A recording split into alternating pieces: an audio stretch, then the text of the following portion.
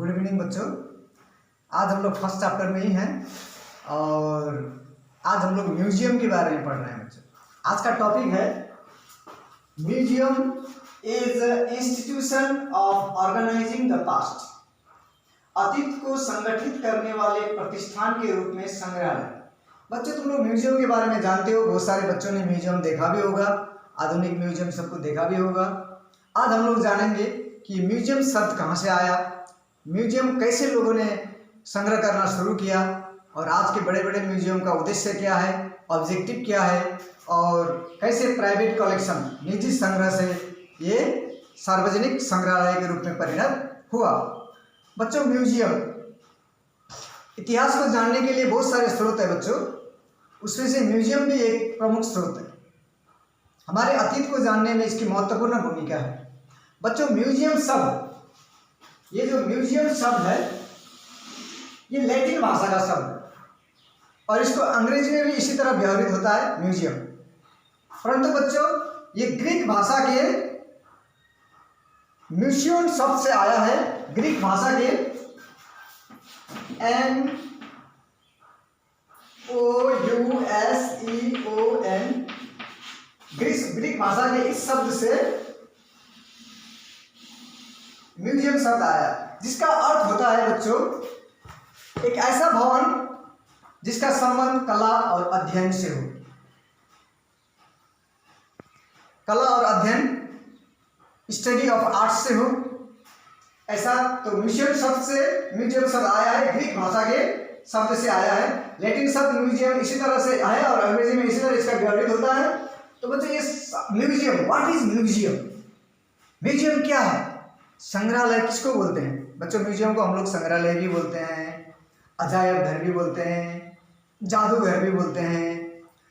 Museum में क्या होता है? म्यूजियम में बच्चों पुरानी वस्तुओं को, अतीत की वस्तुओं को, दुर्लभ वस्तुओं को, कलाकृतियों को, ज्ञान विज्ञान की चीज़ों को संरक्षित करके रखा जाता है।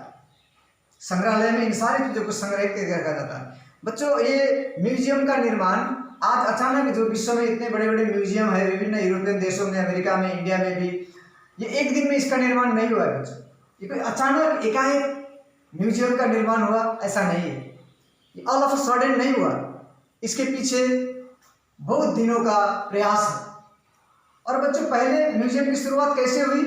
पहले इसकी शुरुआत हुई निजी संग्रह से, प्राइवेट कलेक्शन।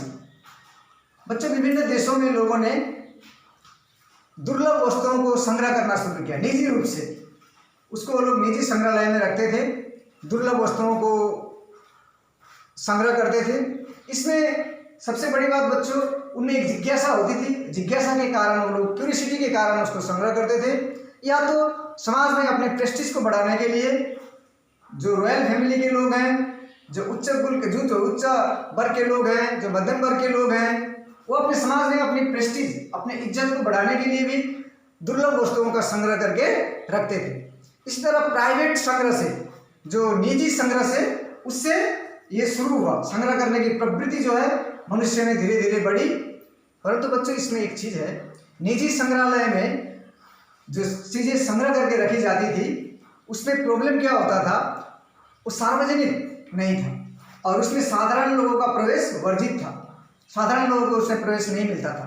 निजी संग्रहालय में बड़े बड़े लोगों को, जो बड़े बड़े लोग हैं, उच्च कुल के लोग हैं, रॉयल फैमिली के लोग हैं, प्रतिष्ठित लोग हैं, उन्हीं को प्रवेश मिलता था, साधारण लोगों को नहीं मिलता था।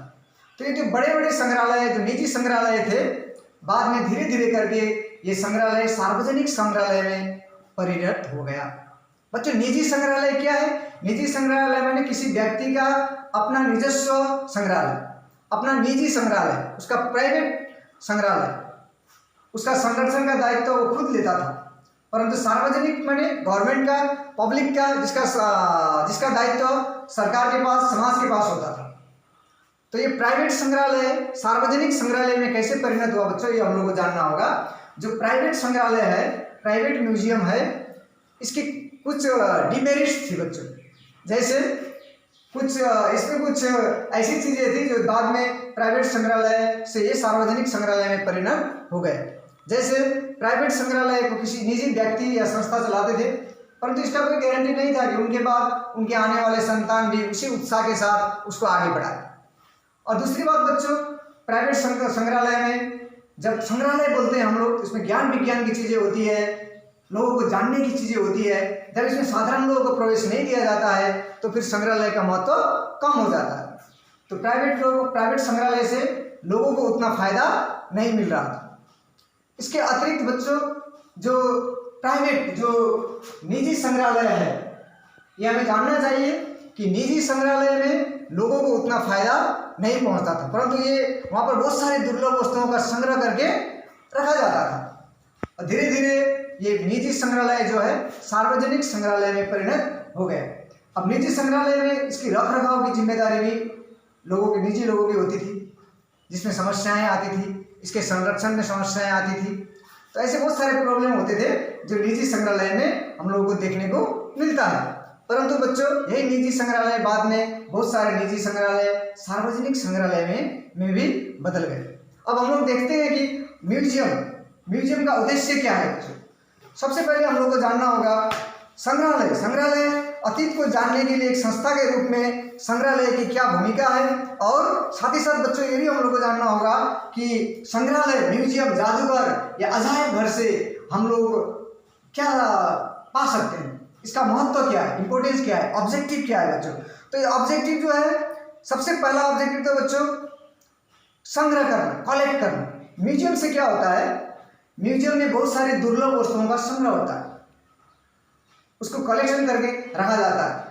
तो बहुत सारी दुर्लभ अलभ्य वस्तुएं हम लोग यहाँ पर देख सकते हैं। हम लोग यहाँ पर जाके उस चीज के बारे में प्रदर्शन में भाग लेकर उस चीज को देख सकते हैं। दूसरा बच्चों, संरक्षण, संग्रह के साथ साथ संरक्षण, प्रिजर्वेशन। म्यूजियम में किसी भी दुर्लभ वस्तुओं को प्रिजर्व करके रखा जाता है, उसको वैज्ञानिक पद्धति से उसको बचा कर रखा जाता है। प्राचीन काल की वस्तुओं से लेकर बहुत सारे ऐसी वस्तुएं हैं जिसको प्रिजर्व करना पड़ता है, उस संग्रह को संरक्षण करके रखा जाता है। तो म्यूजियम में उसको संरक्षित किया जाता है। तीसरा बच्चों, प्रतिकृति या मॉडल तैयार करना। ऐसी बहुत सारी चीजें हैं बच्चों जो हमारे हाथ से छूने से खराब हो जाती है, या ऐसी बहुत सारी प्राचीन वस्तुएं हैं जो उपलब्ध नहीं है, तो उनका मॉडल बनाकर भी रखा जाता है। अजायब घरों में, संग्रहालयों में मॉडल बनाकर रखा जाता है ताकि वो वस्तुएं लोग देख सकें और उसको छू सके, ताकि जो असली वस्तु है, जो ओरिजिनल है, उसको कोई खराबी ना आए, उसका मॉडल बनाकर लोगों को दिखाया जाता है। और म्यूजियम के द्वारा बच्चों जन सचेतनता, जनता में जागरूकता लाना, जनता में सचेतनता लाना, इसका भी काम म्यूजियम के द्वारा होता है। रिसर्च का काम, जिसको अनुसंधान का काम बोलते हैं, गवेषणा का काम बोलते हैं, जो रिसर्च के विद्यार्थी हैं, जो अनुसंधान करना चाहते हैं, वो म्यूजियम में जाकर वहाँ से चीज़ों को देखकर, समझकर, उस चीज़ के बारे में, ज्ञान विज्ञान की अनेक बातों के बारे में, ऐतिहासिक बातों पर रिसर्च कर सकते हैं। रिसर्च करने वालों के लिए बहुत ही इंपॉर्टेंट है बच्चों म्यूजियम। तो इसमें गवेषणा का कार्य भी होता है और ज्ञान का प्रसार तो होता ही है, नॉलेज का प्रसार होता है म्यूजियम के द्वारा, ज्ञान का प्रसार होता है। और बच्चों और एक चीज़ है, म्यूजियम में हम लोग जाते हैं तो ज्ञान के साथ साथ हमें आनंद भी मिलता है, इंटरटेनमेंट भी मिलता है। हम लोग आनंद के साथ किसी वस्तु के बारे में जान सकते हैं, सीख सकते हैं, तो इससे हमें आनंद भी मिल सकता है। म्यूजियम के द्वारा बच्चों विभिन्न देशों में देशभक्ति की भावना भी जगाई जाती थी। अतीत से जुड़ी हुई वस्तुओं को रखा जाता था, जिससे लोग अपने अतीत से जुड़ते थे और अपने देश को मजबूत बनाने के बारे में सोचते थे, अपने अतीत पर गौरव करते थे। तो देशों को, विशेष करके जर्मनी, फ्रांस में देशभक्ति की भावना का प्रचार प्रसार के लिए भी म्यूजियम की स्थापना की गई है।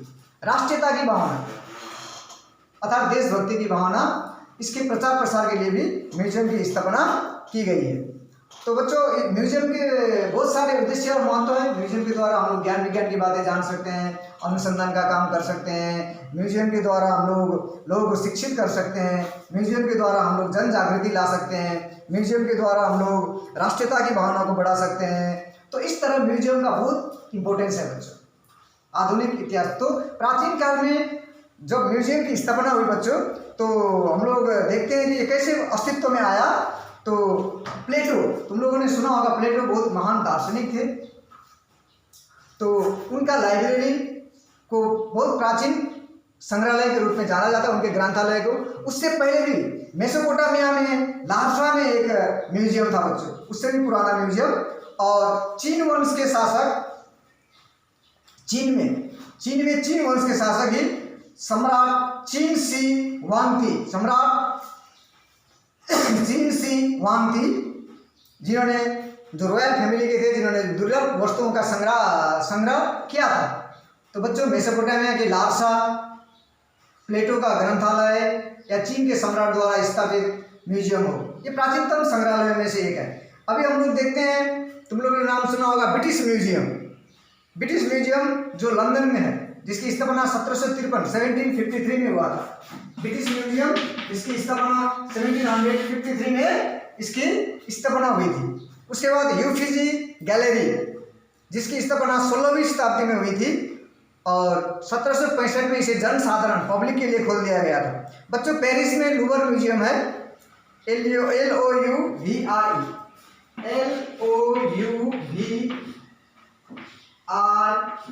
बच्चों, लूवर म्यूजियम जो पेरिस में है, ये बहुत ही फेमस म्यूजियम है, बहुत ही फेमस संग्रहालय है। ये भी, इसको भी 1793 में जन साधारण के लिए खोल दिया गया, जन साधारण के लिए खोल दिया गया। और इसमें बच्चों नेपोलियन के द्वारा जीता हुआ जितना भी सामान है, जितना भी दुर्लभ वस्तुएं हैं, बहुत सारे लोगों को द्वारा नेपोलियन ने वो सामान लाया था, उन सारी चीज़ों को इस लूवर म्यूजियम में रखा गया है। लेकिन बाद में जब नेपोलियन का वाटरलू के युद्ध में नेपोलियन परास्त हो गया, उसके बाद बहुत सारी दुर्लभ वस्तुओं को जिनके पास से लाया गया था, उनके स्वामियों को वापस कर दिया गया।